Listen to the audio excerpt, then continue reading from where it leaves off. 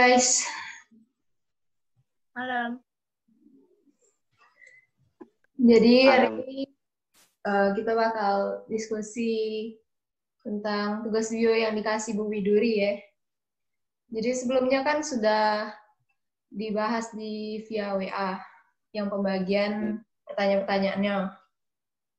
Nah, hari ini kita pertegas lagi cuman urutannya itu sesuai dengan nomornya WA.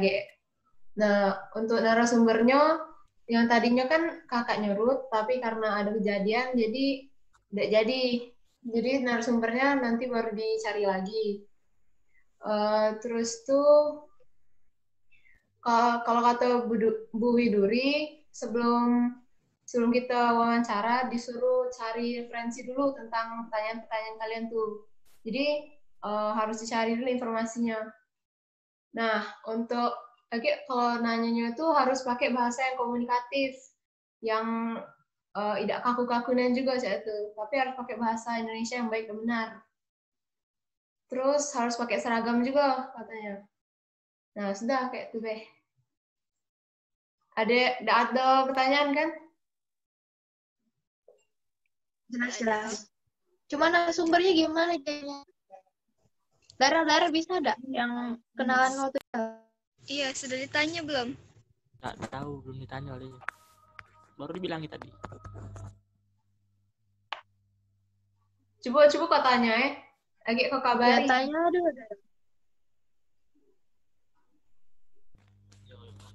Bacanya itu best udah jelas kayaknya. Lagi kau kabari Berel. Nggak, mungkin itu untuk diskusi hari ini.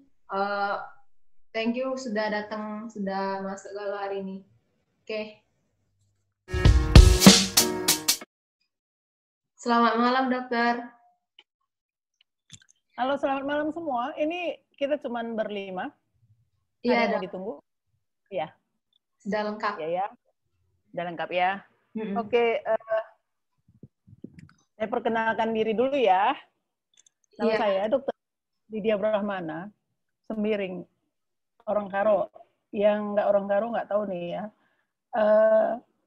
Tinggalnya di Medan. Ya, anak-anak semua yang cantik-cantik dan ganteng-ganteng. Ini mau jadi dokter nih ya. Kelas berapa nih? Kelas 10, Dok. Oh, masih kelas 10? Iya. Oh, kirain tadinya kelas 12. Masih kelas 10 ya? Iya. Hebat nih anak kelas 10 mau tahu tentang pneumonia. Memang udah ada pelajaran pneumonia? Ada disuruh wawancara penyakit tertentu, Dok. Oh, gitu ya, tugas ya. Ya, oke. Jadi gimana? Ini di Palembang ya? Iya, Dok. Semua ya? Oke. Saya dari Medan. Nggak terlalu jauh ya, Palembang sama Medan. Kita mulai aja anak-anak ya. Jadi sebelum memulai, kami mau memperkenalkan diri dulu, Dok. Oh ya, oke. Silakan, Nak.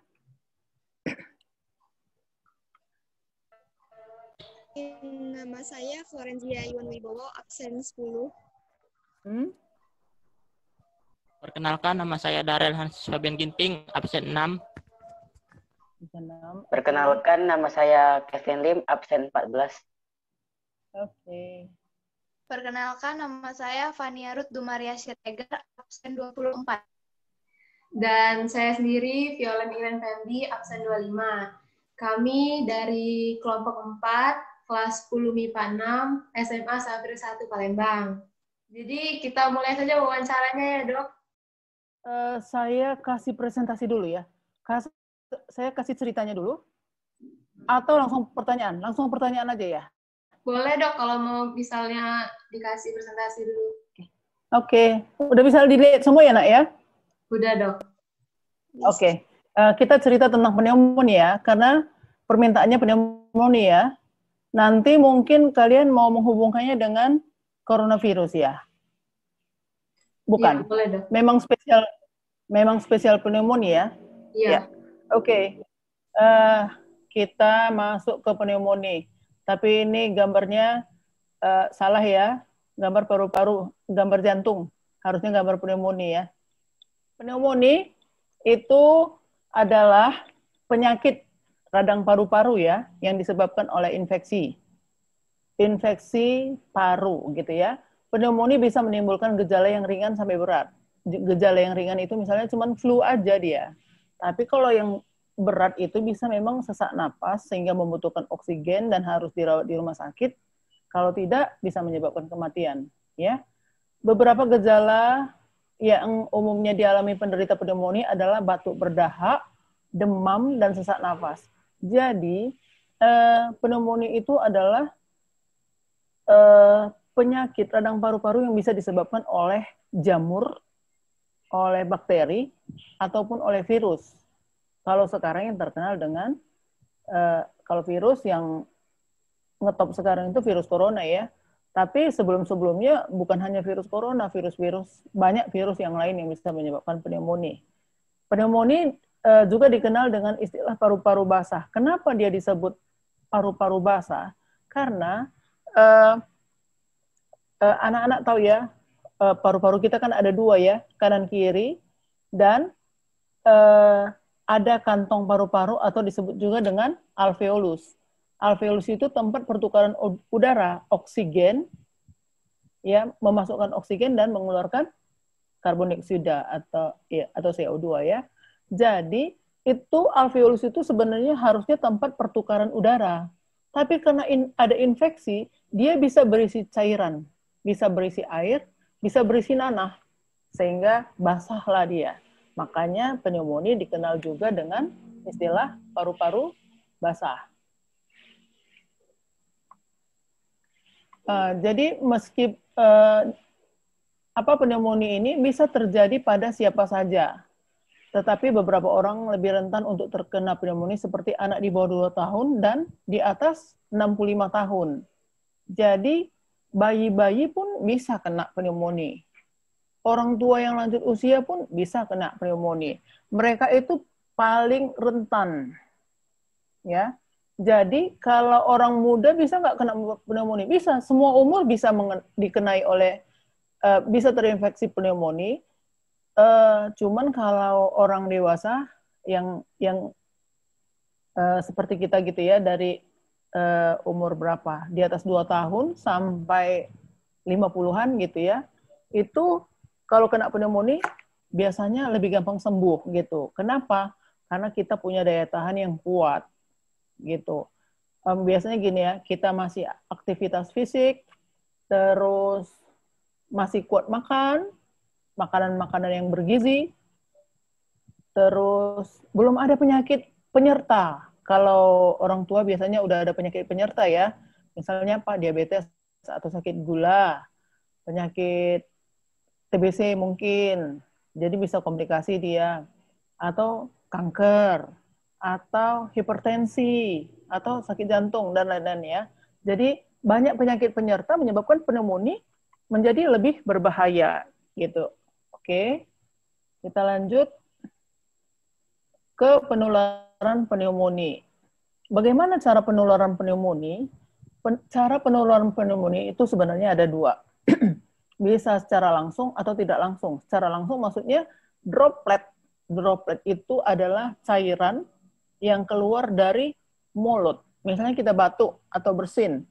Terus dropletnya atau cairan-cairan kecil yang keluar itu menyebabkan infeksi kepada orang lain.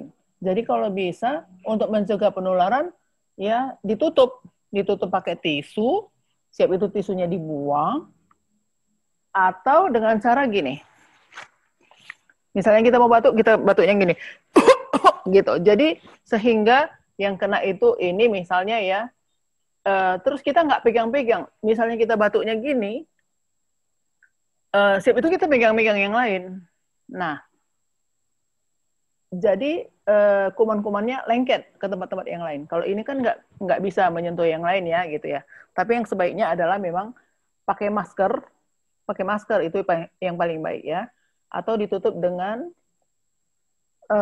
tisu ataupun sapu tangan ya.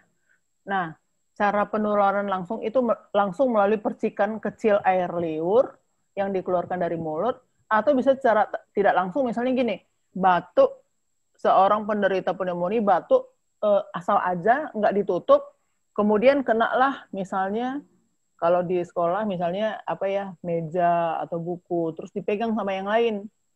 Nah, tertularlah ke dia. Itulah penularan secara tidak langsung.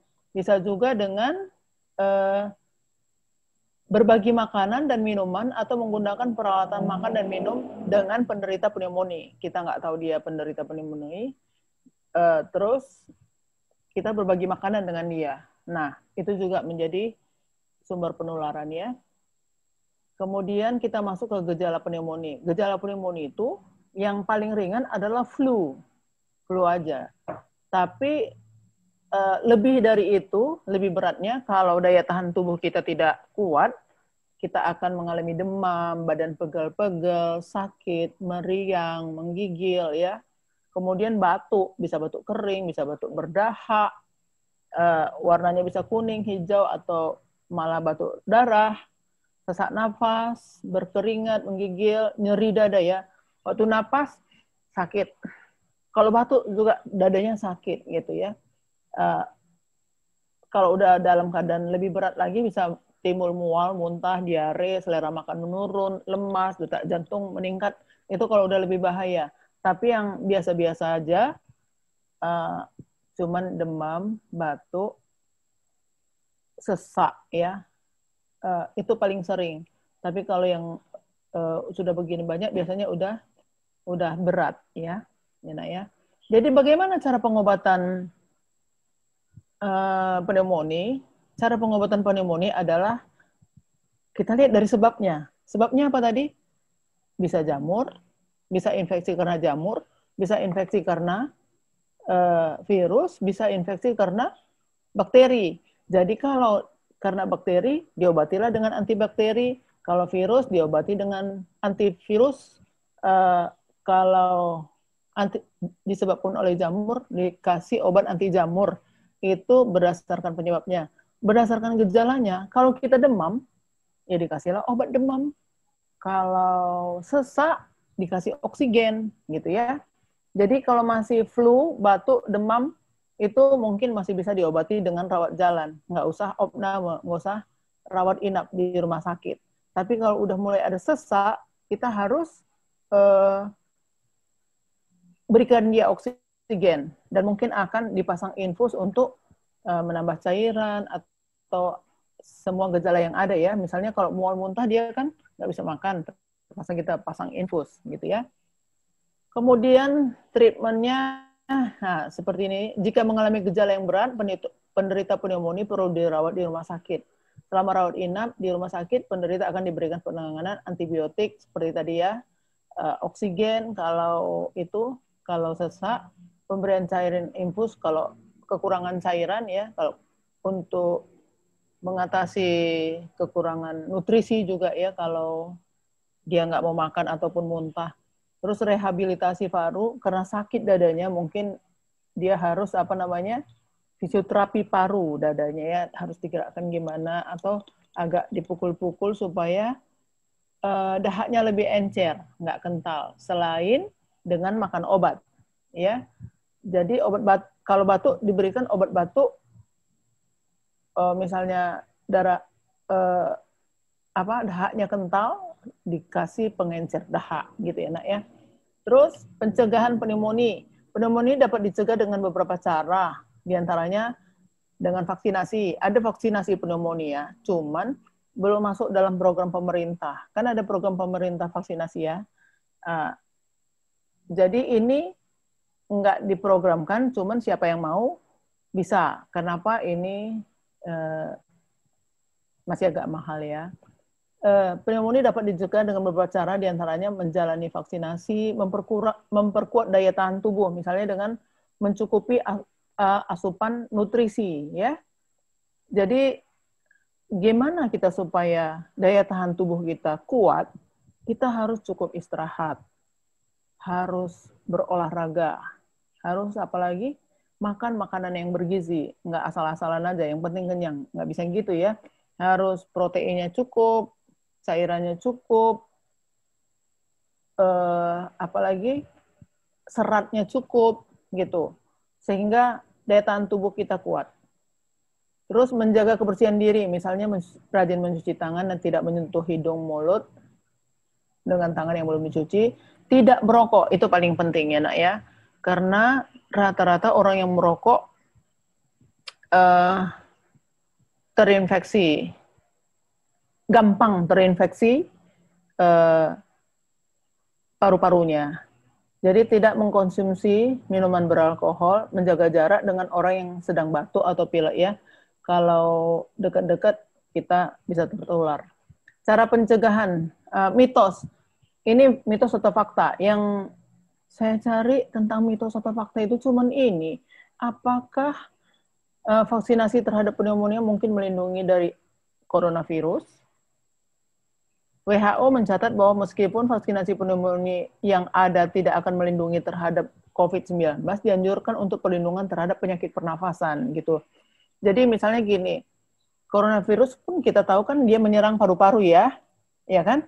Jadi kalau paru-paru kita itu kuat, sekalipun virus corona itu menyerang, misalnya kan, kita mungkin tidak terlalu gampang tertular gitu. Jadi, apakah perlu kita divaksin pneumonia untuk mencegah coronavirus? Boleh-boleh saja. Kalau di Inggris dan di Amerika sudah direkomendasikan bahwa semua orang dewasa berusia 65 tahun harus divaksinasi terhadap Streptococcus pneumoniae untuk mencegah pneumonia gitu ya. Jadi mungkin berdasarkan pertanyaan yang sampai kepada saya, cuman itu saja.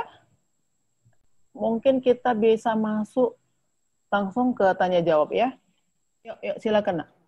Jadi kan itu katanya pneumonia itu bisa menyebar lewat percikan. Nah, percikannya tuh ada jangka waktunya nggak? Misalnya orang sudah bersin nih, percikannya nih ada di sini udah 2 jam yang lalu tuh masih bisa nggak? Nah, jadi sebenarnya percikannya itu apa gitu ya? Jadi kalau percikannya itu virus atau jamur atau bakteri, dia bisa nggak hidup di situ gitu. Jadi nggak bisa. Yang pasti gini nak, kalau masih 2 jam ada yang bisa, ada yang tidak. Makanya disarankan supaya kita tetap selalu menjaga kebersihan. Kayak sekarang katanya pakai hand sanitizer ya, tapi itu pun sudah mulai mulai bermasalah dengan timbulnya api-api yang disebabkan oleh hand sanitizer, mungkin dengan tisu basah yang ada antiseptiknya, ya. Jadi disaran berapa jam virus atau jamur atau bakteri hidup di dalam suatu tempat di sekitar kita itu jelas dan tak jelas. Karena ada yang mengatakan kalau di pegangan pintu bisa 12 jam, di plastik bisa 10 jam, ada yang 2 jam. Saya rasa nggak perlulah kita memikirkan itu, karena kita nggak tahu juga sudah berapa jam kenanya gitu ya. Tapi yang pasti tetap saja menjaga diri dari, pokoknya tetap saja menjaga kebersihan ya, supaya kita terhindar dari banyak kuman-kuman penyakit. Mungkin seperti itu, nak. Baik, Dok. Saya mau tanya, Kasih Dok. dokter. Berkisar mengenai fakta dan mitos tentang penyakit pneumonia. Apakah benar, Dok, suhu yang dingin dapat membuat kita rentan terjangkit penyakit pneumonia? Suhu yang dingin membuat kita rentan. Sebenarnya pneumonia atau tidak pneumonia mungkin kurang jelas ya, tapi maksudnya gini, orang yang gampang sakit paru-paru atau yang rentan ya, mungkin ada riwayat merokok, dia kalau di daerah dingin suka sesak gitu ya. Tapi apakah sesaknya itu udah pasti pneumonia? Belum. Jadi kalau seseorang rentan di daerah dingin rentan terhadap pneumonia kayaknya mitos ya. Karena kalau memang di daerah dingin orang rentan terhadap pneumonia, berarti semua orang di sana sudah pada pneumonia gitu ya kan? Jadi nggak nak mitos ya. Oh, baik, Dok. Terima kasih, Dok. Oke. Ada lagi nak? Dok. Ya, ya Daryl. Kevin, Dok. Oh, Kevin. Iya, Kevin. Itu kalau misalnya penyakit pneumonia itu bisa disembuhkan dengan antibiotik saja nggak, Dok? Bisa, ada yang bisa, ada yang enggak. Misalnya gini, kalau dia disebabkan oleh bakteri, ya dia disembuhkan dengan antibiotik. Tapi bukan hanya antibiotik, maksudnya gini lah, kan ada gejala yang lain. Misalnya kalau demam, kita juga harus turunkan demamnya. Kalau batuk, kita juga harus mengatasi batuknya. Kalau sesak, kita harus membantunya dengan pemberian oksigen. Kalau kekurangan cairan, kita harus memberikan infus gitu. Jadi nggak cukup cuman antibiotik saja ya nak ya. Oke, Kevin, ada lagi nak? Terus? Saya mau nanya juga, Dok. Iya, Floren, iya. Kalau boleh tahu, kira-kira berapa persen kemungkinan untuk penderita pneumonia itu untuk sembuh? Oh, kalau berapa persen kemungkinan untuk sembuh itu berdasarkan gejala yang ada. Misalnya gini, kalau anak-anak muda seperti kalian ini terkena pneumonia, ya kemungkinan besar sembuh gitu. Yang berisiko tinggi itu tadi siapa? Anak di bawah umur 2 tahun atau lansia berumur di atas 65 tahun ataupun yang ada komplikasi. Komplikasinya misalnya dia ada diabetes atau sakit gula, ada sakit jantungnya, atau ada hipertensinya, atau dia penyakit kanker. Nah itu baru agak susah disembuhkan karena memang komplikasi. Tapi kalau penyakitnya biasa-biasa saja, misalnya cuma flu, nggak usah diobatin pun bisa sembuh sendiri gitu loh. Iya kan? Kalau dia cuma demam, batuk, sesak, pun rata-rata sembuh. Jadi memang pneumonia ini terlalu luas. Bisa gejalanya ringan, bisa gejalanya berat. Nah, yang berat itu tadi biasanya yang di atas, yang lansia ya, di atas 65, terus yang ada komplikasi. Jadi rata-rata sembuh, Floren. Baik, makasih, Dok. Iya, oke, nak. Tio? Bagaimana kita mengetahui jamur, virus, dan bakteri, Dok? Apakah itu virus, jamur, atau bakteri? Bakteri, ya, oke. Makasih, Daryl. Dari mana kita tahu? Harus pemeriksaan kultur kuman, gitu ya. Jadi diperiksa kumannya apa. Jadi kalau di puskesmas, kayak saya, tugasnya di puskesmas, biasanya kita obati dulu dengan antibiotik. Antibiotik obat untuk bakteri ya. Nah, kita kalau di Indonesia itu masih pakai trial and error namanya ya. Nah, kita coba dulu antibiotik, kalau nggak sembuh, baru kita kirim ke rumah sakit dan diperiksa di sana kultur kumannya. Baru kita tahu, oh ini berarti bukan karena bakteri. Kalau sembuh biasanya karena bakteri gitu ya. Jadi di Indonesia masih, kalau masih di puskesmas belum diperiksa penyebabnya bakteri, virus, atau jamur. Oke, Daryl. Ya nak, lanjut yang lain. Yuk. Vio, gimana Vio? Baik dok, mungkin itu saja yang kami mau tanyakan untuk hari ini. Saya mewakilkan teman-teman saya, berterima kasih kepada dokter karena telah merelakan waktunya membantu kami dalam tugas wawancara kami hari ini. Mungkin itu saja dari kami. Semoga dokter sehat selalu ya, sukses selalu. Tetap rela untuk berbagi ilmu dengan anak-anak seperti kami. Terima kasih dok.